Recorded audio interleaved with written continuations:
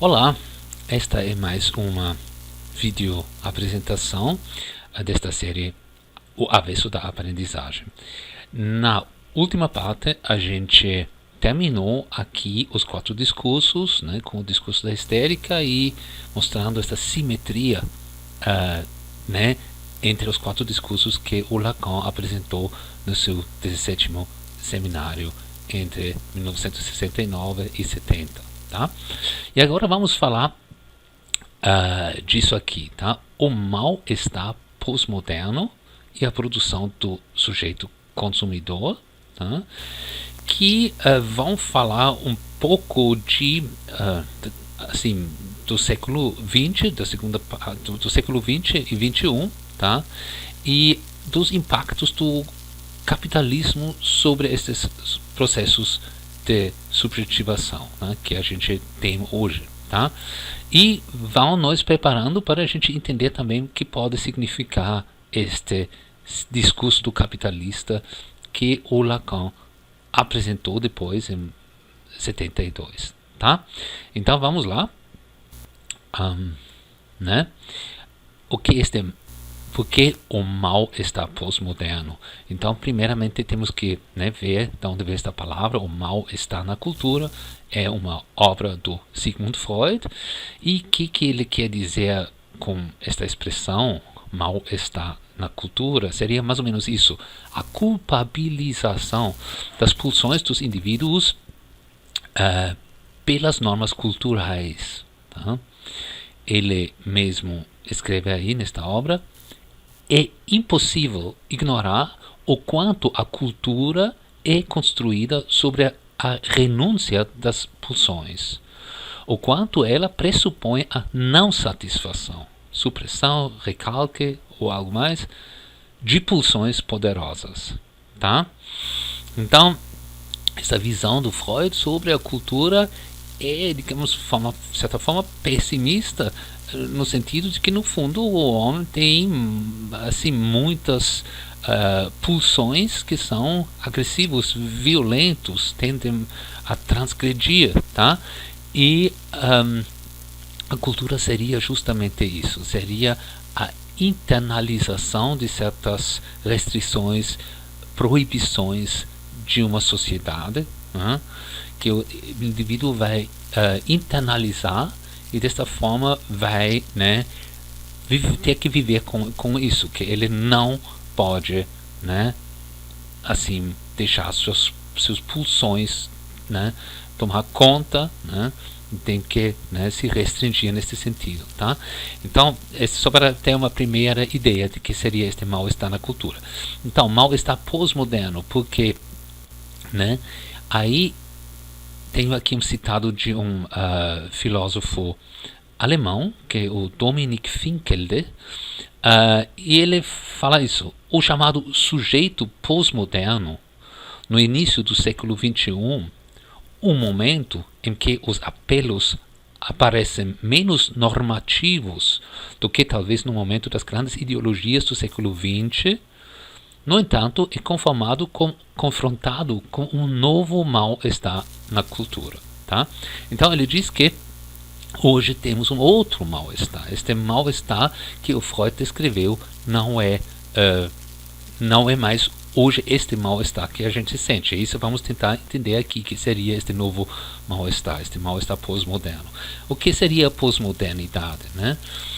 Muitas vezes ela é vista como isso, como uma era pós-ideológica, o fim das grandes narrativas, Então, essas narrativas como também o marxismo, por exemplo, esta ideia de uma revolução, de uma transformação da sociedade através de uma revolução, era uma das grandes narrativas que uniu grande parte de sociedades, tá?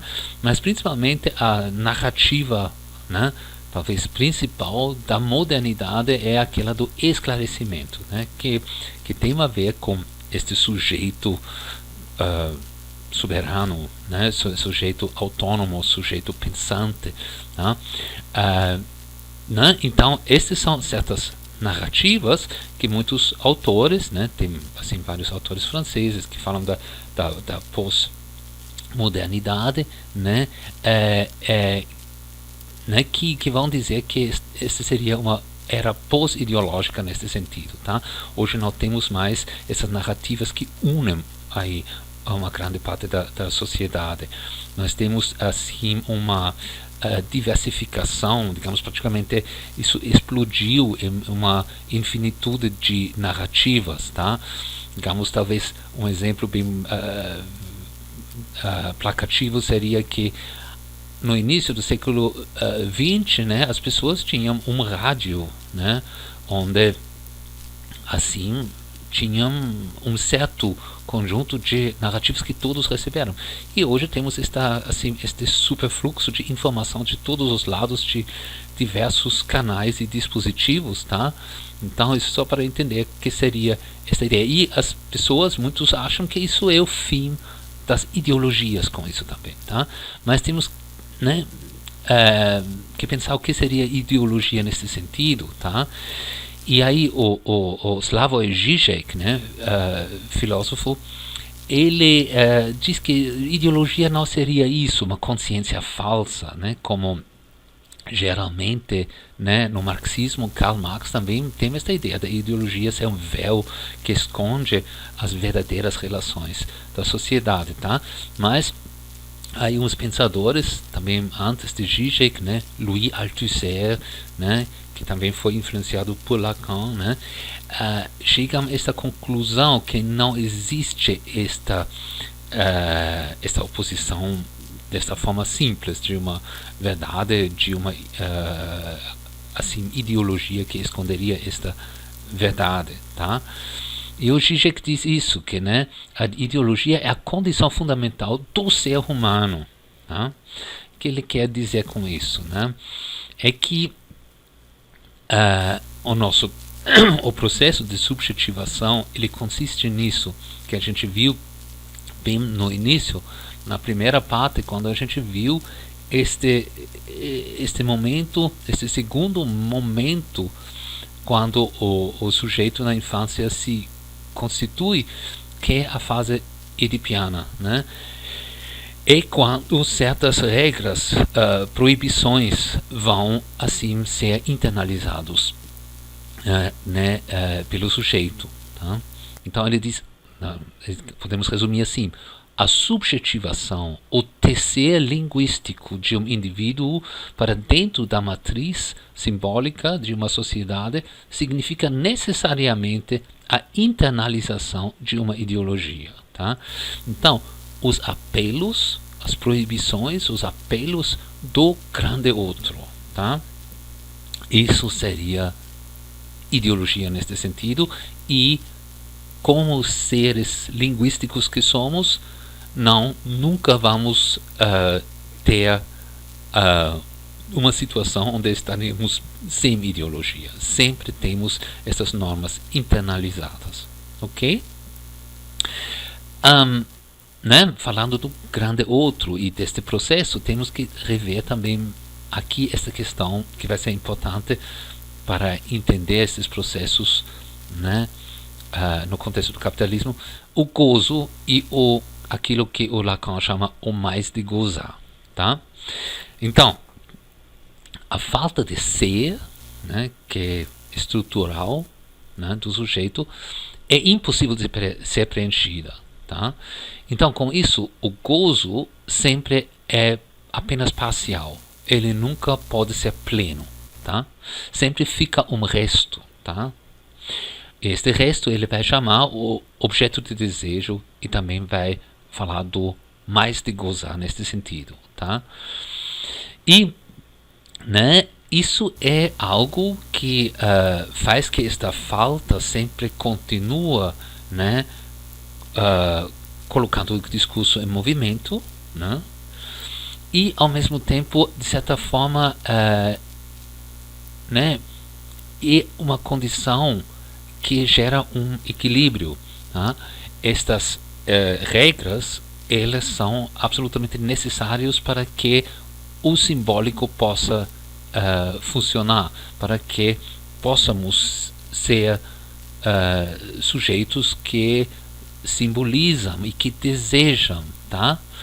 Então, nesse sentido, essas proibições são necessárias. Eles criam esta distância entre o sujeito e o gozo que é necessária, tá? Um excesso de gozo, né, que viola as proibições do grande outro é sofrido, tá? Isso que temos, né, quando digamos, este gozo ultrapassa estas proibições, então isso é um sofrimento, tá? Um sofrimento psíquico neurótico que pode também, né, levar à psicose, que vamos já ver também o que isso significa, tá? Então, o gozo ao final nunca é prazeroso, ou ele é parcial, ou quando ele se aproxima de um gozo pleno, ele é prazeroso, porque ele justamente vai ameaçar esta ordem simbólica, tá? Então, o Lacan vai formular isso de uma forma que ele chama isso um princípio do prazer, que é bem diferente do princípio do prazer do Freud, né? O Freud tem uma ideia de um princípio de prazer que seria que teria como sua contraparte um princípio da realidade, tá? O princípio de prazer seria aquilo que busca prazer, que busca o gozo, e o princípio da realidade é aquilo que não vai tornar isso impossível, tá? Em Lacan é um pouco, é bastante diferente isso, tá? O princípio do prazer é justamente esta proteção, tá? Esta limitação do gozo, tá? A distância que distancia o sujeito do objeto do desejo A, tá? Então, né, vocês lembram, talvez a gente tinha aquele esquema do discurso, onde no lugar do agente e no lugar do outro tinha semblante e o gozo, né? Então, nesse sentido, né, o discurso ele sempre vai na direção do gozo, mas ao mesmo tempo ele existe esse princípio da impossibilidade que vai fazer que o gozo nunca é alcançado, tá? E isso é necessário. Isso faz que o desejo se sustenta, tá? E o sujeito assim continua em equilíbrio dentro da sua ordem simbólica, tá? Porque o que este princípio previne é o colapso da ordem simbólica no sujeito, que seria o surto psicótico, tá? Quando a ordem simbólica entra em colapso, aí o que acontece é que o sujeito é inundado pelo real, aquilo que não pode mais ser simbolizado. Isso, assim, um processo de muita intensidade, de muito sofrimento, tá? De uma angústia, assim, enorme, tá? Ok, então, ao proibir o gozo, a lei do grande outro produz a ilusão de que seria possível, se não fosse proibido, um pleno gozo que satisfaria o desejo, que preencheria completamente o ser do indivíduo, tá? Então, o gozo, o grande outro proíbe o gozo, mas com esta proibição, de certa forma, ele sustenta uma fantasia do pleno gozo, tá? Digamos, eu não posso seguir minhas pulsões, tá? Mas eu não posso seguir elas porque eu tenho uma consciência, eu sigo as regras, eu quero ser uma pessoa boa, fazer parte da sociedade, né? Então, mas eu posso imaginar como seria. Então, eu sou inibido do gozo por causa de uma proibição, tá? Então, de certa forma, né, esta ilusão que seria possível é mantida, tá? E agora vamos ver que, né, vamos chegar mais perto de tentar explicar que este mal-estar pós-moderno, tá? Então, como a gente viu, o Freud falou de um mal-estar na cultura, que seria esta culpabilização dos impulsos, tá?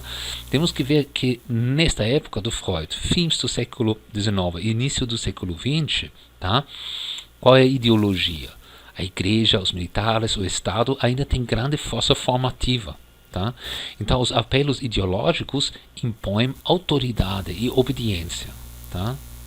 Então, os imperativos ideológicos, nesse sentido, os apelos do grande outro eram nessa forma do tipo não goze, o goze menos. Tá? Então, o gozo fica impossibilitado pelas proibições do superego, tá? Pela consciência moral. Tá? Então, o mal-estar é causado pela internalização desses apelos repressivos. Tá?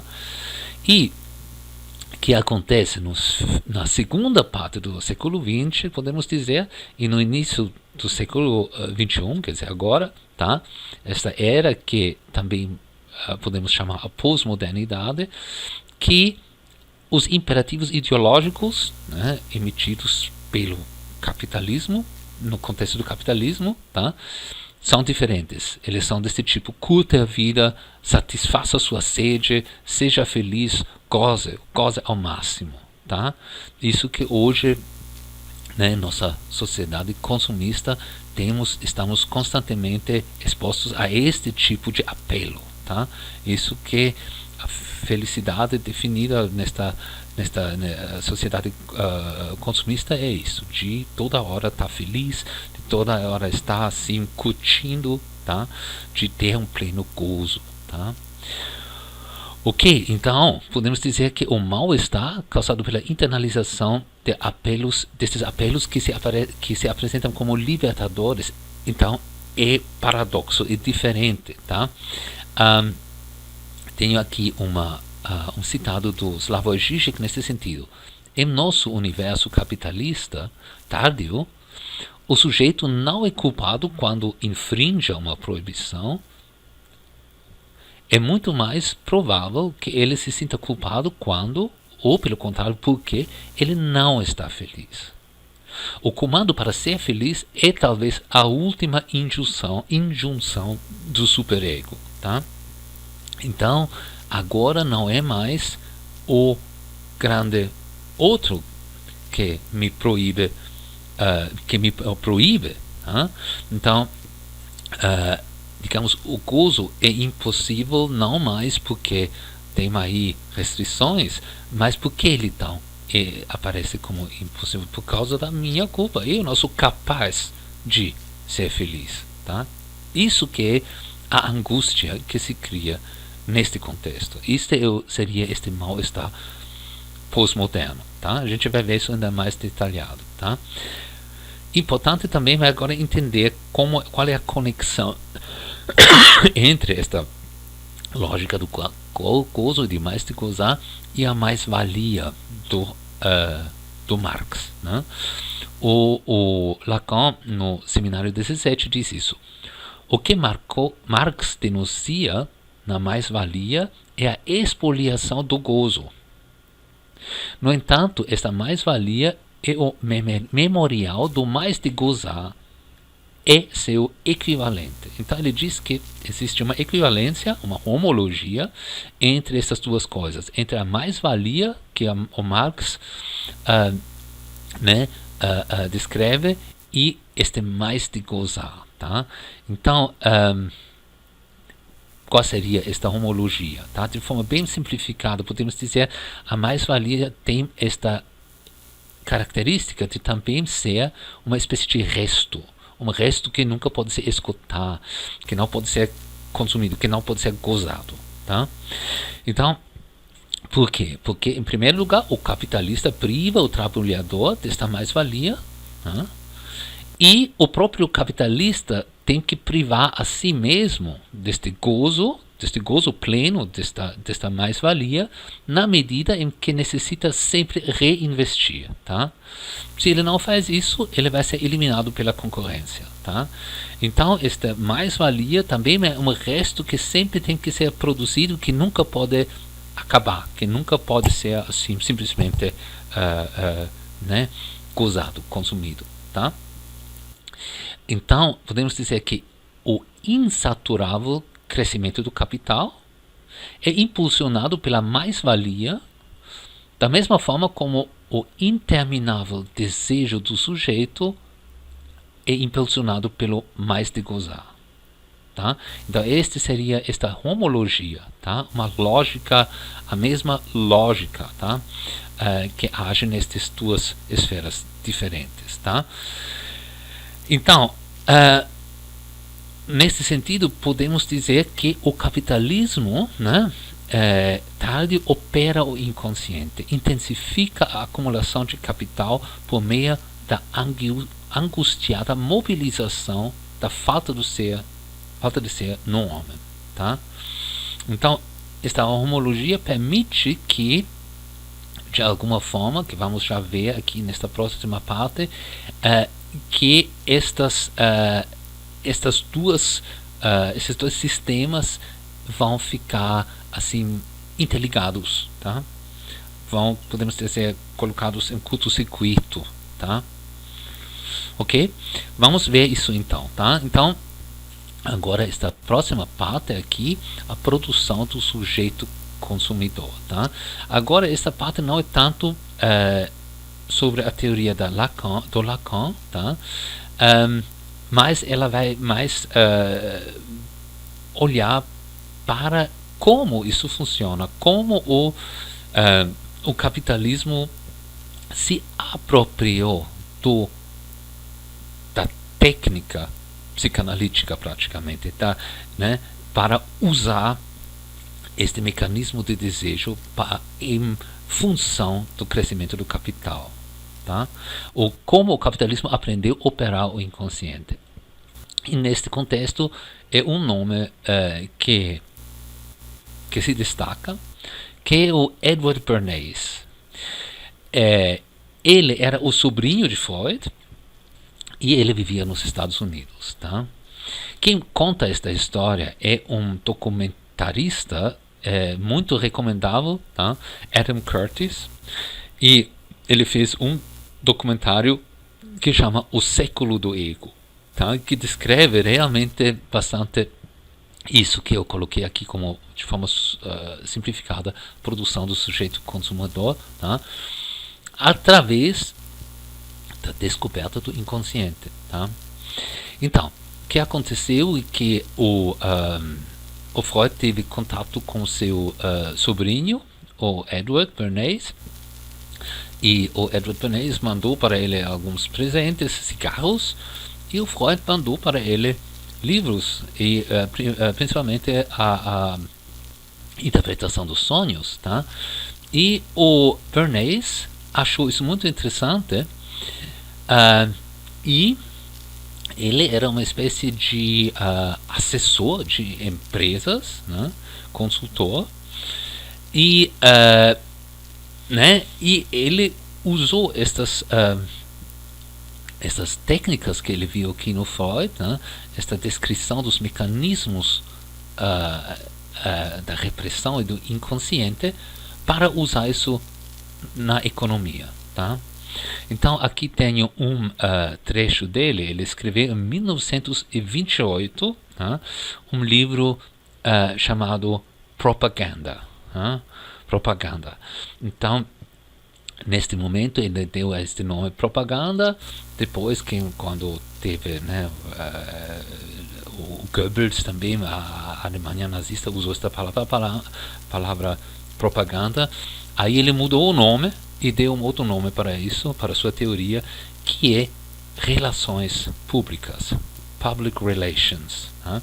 Que é aquilo que até hoje nas universidades, né, a gente ensina para os economistas. Tá? Então, vamos ler, vale a pena ler que ele escreve aqui em 1928, depois que ele leu a interpretação dos sonhos do seu tio. São principalmente os psicólogos da escola de Freud que apontaram que muitos dos pensamentos e ações do homem são substitutos compensatórios dos desejos que ele foi obrigado a suprimir. Uma coisa pode ser desejada não por seu valor intrínseco ou utilidade, mas porque ele inconscientemente chegou a ver nele um símbolo de outra coisa. O desejo que ele teve vergonha de admitir diante de si mesmo. Um homem que compra um carro pode pensar que ele quer isso para fins de locomoção, enquanto o fato é que ele realmente preferia não se sobrecarregar com ele, sobrecarregar quer dizer endividar, né? E prefere andar a pé pela bem de sua saúde. Ele pode realmente querer isso porque é um símbolo da posição social, uma evidência de seu sucesso nos negócios, ou um meio de agradar sua esposa, tá? Então, né, estes desejos e angústias, né, do inconsciente, né, o Edward Bernays aprendeu aqui com seu tio, né, que são algo que pode ser explorado para vender carros, por exemplo, tá? Então, o contexto nestes anos de 1920 nos Estados Unidos, né, foi que realmente tinha uma grande preocupação dos economistas como sustentar o acelerado crescimento econômico, tá? E, né, foi claro que o valor de troca, tá, de uma mercadoria precisa dominar sobre o valor de uso das mercadorias, tá? Quer dizer que as pessoas devem, se as pessoas só compram pelo valor de uso, eles vão chegar a um ponto onde eles não têm mais necessidade, tá? Tem um carro, tem uma casa, pode ir com o carro do lugar A para o lugar B, né? Tem um teto em cima da cabeça, tá? Então eles, né, se for só pela necessidade, não terá mais este crescimento econômico que o capital precisa, tá? Então, o aumento do valor de troca e com isso a mais-valia e o crescimento do capital pode ser é possível por meio de escassez, falta, tá? Se algo é escasso, automaticamente seu valor de troca vai aumentar, tá? Isso é claro, né? E esta falta, é isso que podemos dizer é a descoberta do Edward Bernays. Esta falta pode ser encontrada e mobilizada no inconsciente, tá? O desejo que desliza de objeto para objeto, sempre causando mais desejo. Este seria o combustível inesgotável para o crescimento econômico, tá? Esta é a grande descoberta, então, do inconsciente pela economia, tá?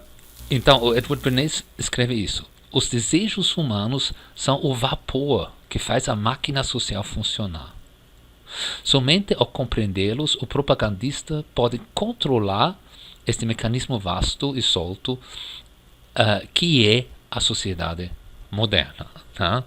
Então, a ideia é esta, né? Que realmente esses desejos podem ser instrumentalizados, tá? Para o Estado capitalista, tá?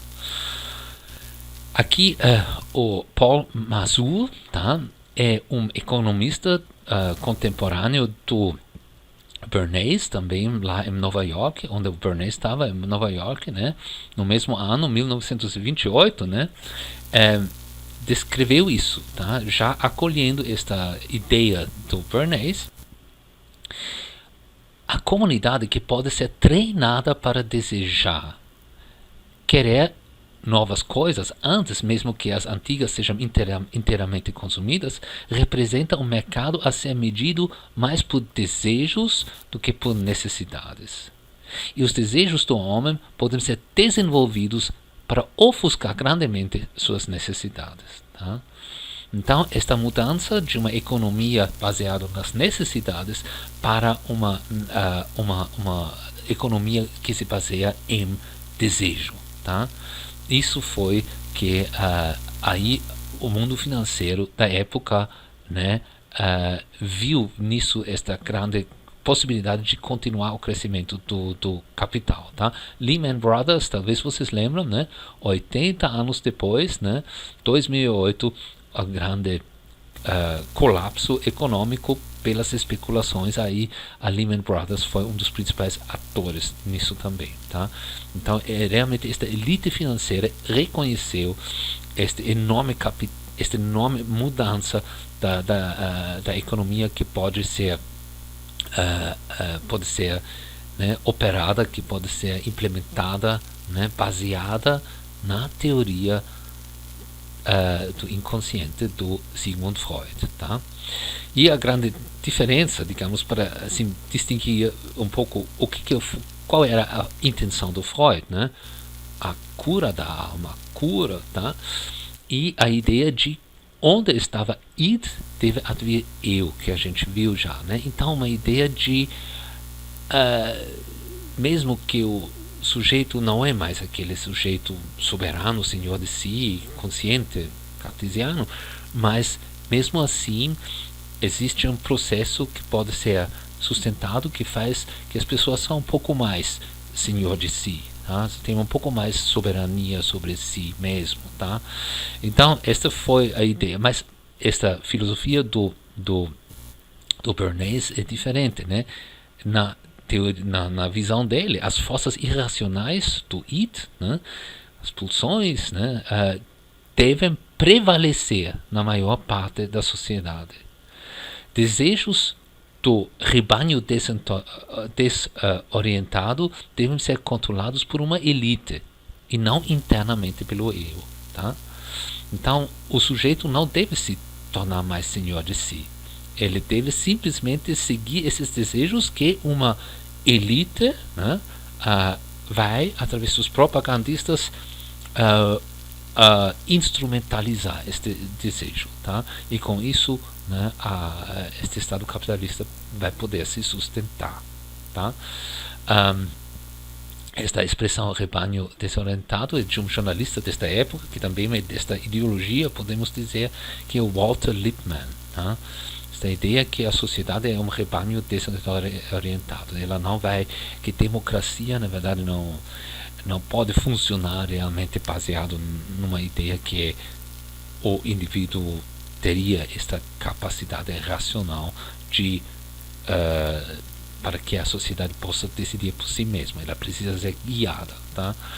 Então muito, né, realmente uma ideologia assim bastante totalitária, né? Então esta ideia de trabalhar com os métodos também da psicanálise, né, isso teve continuidade, e um outro nome importante já na década de 1940 é este aqui, Ernest Dichter, tá? E ele teve a ideia de criar grupos que depois foram chamados grupos focais, onde se pesquisam sentimentos de pessoas em relação a determinados produtos, ou serviços, ou embalagens, ou propagandas, e com isso o produto pode ser redesenhado, pode ser posicionado no mercado de uma forma melhor, tá? Então, trabalhar realmente estes sentimentos nesses grupos, não tanto se ele é útil ou não, mas realmente o que as pessoas associam com isso, tá? Usando essas livres associações das pessoas para poder posicionar produtos no mercado, tá? E um dos grandes produtos, grande exemplo destes produtos é a boneca Barbie, tá?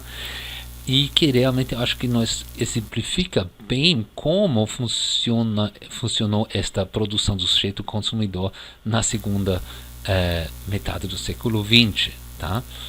Então podemos dizer que existe, né? Qual é a novidade da Barbie? A boneca tradicional, antes a boneca que que a sociedade deu para as crianças era um bebê. Então podemos dizer, o apelo do grande outro era mais ou menos isso aqui: se você quer ser alguém na vida, seja uma boa mãe que cuida dos filhos, tá? Então aqui o grande outro é restritivo. Ele diz, não, você não vai poder assim curtir a vida e ter as suas experiências sexuais como você quer, não, você vai ter que ser uma boa mãe, né? Então essa repressão, tá? Né, causando mal-estar, aquele mal-estar, tá, que o Freud também descreveu na cultura, tá? E a Barbie, ela é o quê? Ela é uma mulher sexualmente madura, tá? E o apelo, podemos dizer que aqui vem para a criança, o apelo do grande outro seria este: se quiser alguém na vida, tenha um corpo atrativo e sexy e se cerque de objetos de luxo, né? Então aqui o grande outro ordena o gozo, tá? Seja feliz, tá? Curte a vida, tá? Então, e na Barbie ainda que temos aqui este elemento de que, só um momento, que a Barbie tem aquele corpo ideal, né?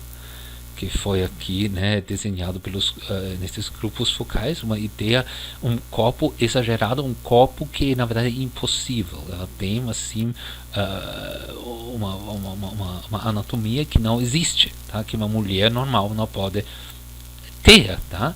Quer dizer que toda mulher vai ser, em comparação com a Barbie, como deficiente, tá? Ela não pode ser aquilo, tá?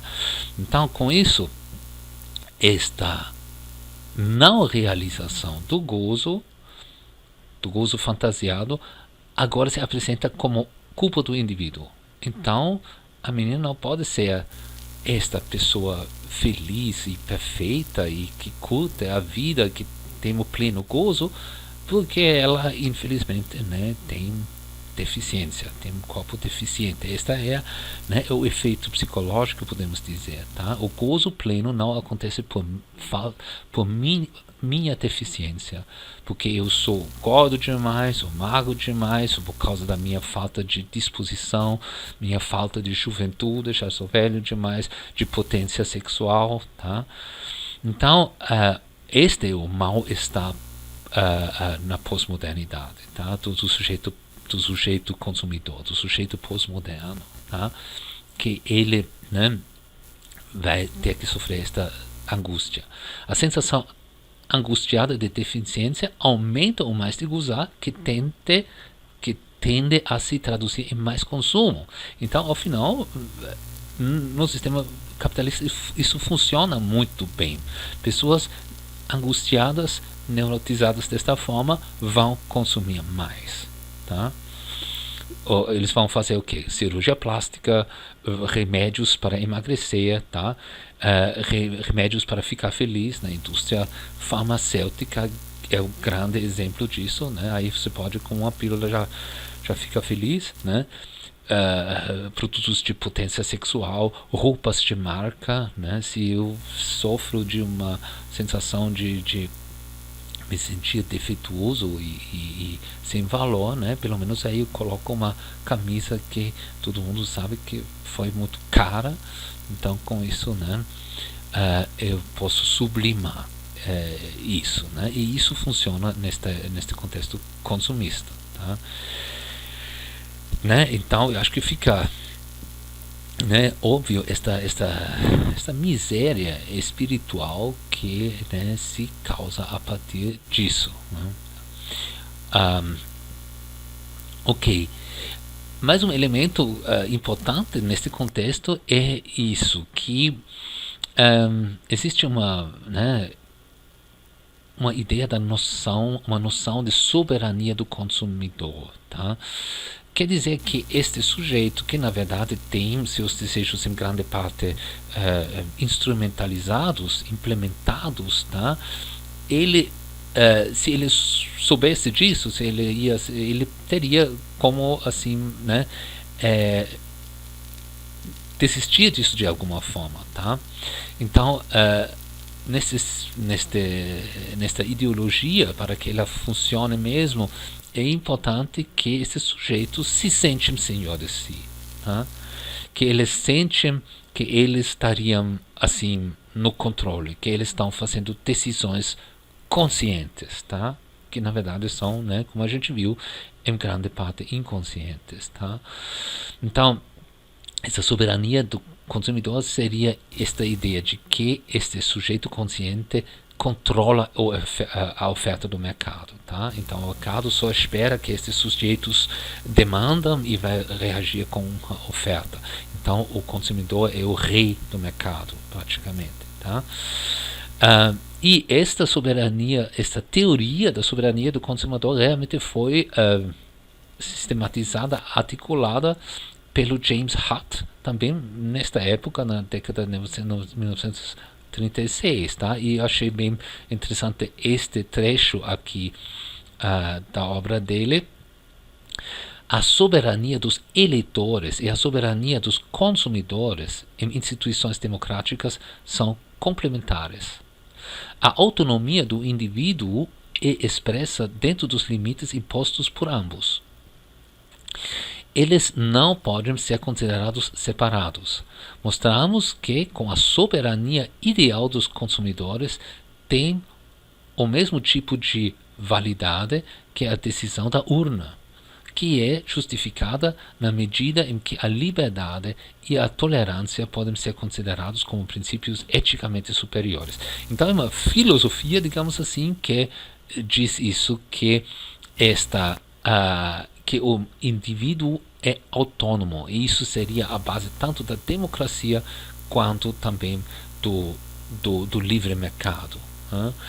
Então, né, isso que é bem algo que a gente vê hoje, como isso é completamente, né, já, né, vazio, esta ideia, né, não só no consumismo que a gente viu, né, que são em grande parte, né, uma expoliação do inconsciente, né, mas também no sentido político, que hoje temos também como, através de com as mídias sociais, né, com as redes sociais, né, de completamente acessar os medos e os desejos inconscientes das pessoas, né, para fazer política, né, para ter depois líderes democraticamente eleitos nas urnas, né, por sujeitos supostamente soberanos, né, né, que são completamente produzidos por, digamos, como Cambridge Analytica, aquela empresa que, né, usou os dados através do Facebook, né, em grande parte, né, fez aí o Donald Trump o presidente, tá? Ok, né? Então esta é uma espécie de consciência cartesiana instrumentalizada que tem que ser mantida nas pessoas, tá? A ideia é que o consumidor que manda, o consumidor é o rei, o consumidor tem sempre razão e ele cria certas demandas e de forma bem racional o mercado vai reagir e oferecer criar ofertas, tá? Então existe esta elevação do sujeito, tá? Uma elevação falsa. Na verdade, este sujeito tem seu inconsciente explorado, mas ele vai ser elevado de certa forma, tá? Então temos eu achei isso bem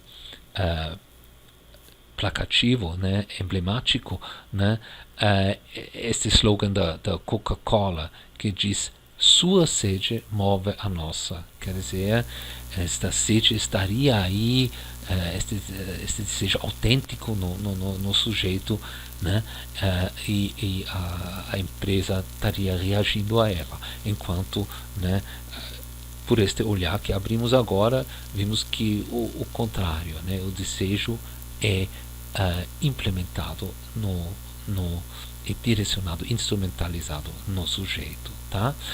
Então, estes são alguns aspectos que é importante a gente, né, registrar aqui para que a gente possa no próximo e último vídeo também entender aquilo que o Lacan chama o discurso do capitalista, tá? Como isso vai novamente agora encontrar sua explicação dentro da teoria do Lacan, tá? Então, mais uma vez, obrigado pela atenção e até a próxima.